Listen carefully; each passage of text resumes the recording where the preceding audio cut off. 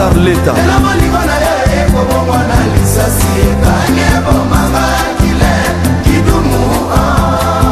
Tchétché Tchernobyl Kasamoto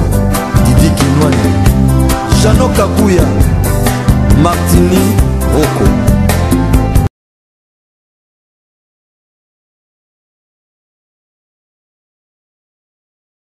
CNDP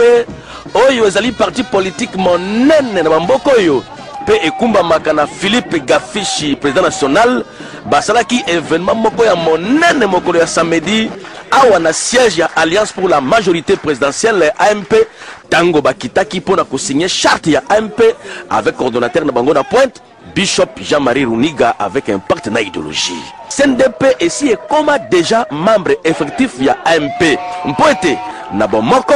ba faire gagner candidat na bango Joseph Kabila Kabange fils de la Pembala moko kaka na premier tour ya ba élection ya 2011. Simanango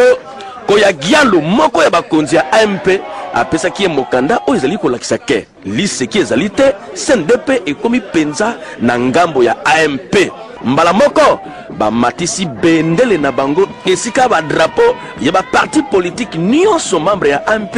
ezali ko pepa à l'unisson parce que selon Bishop Jean-Marie Runiga coordonnateur ya CNDP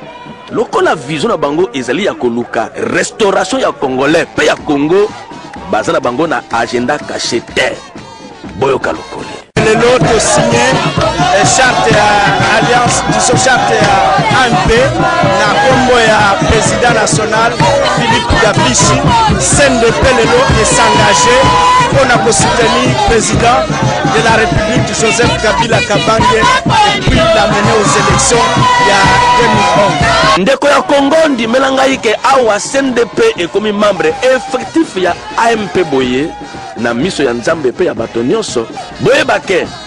l'union fait la force yango wana tolobi ke na 2011 ekoyinda mabe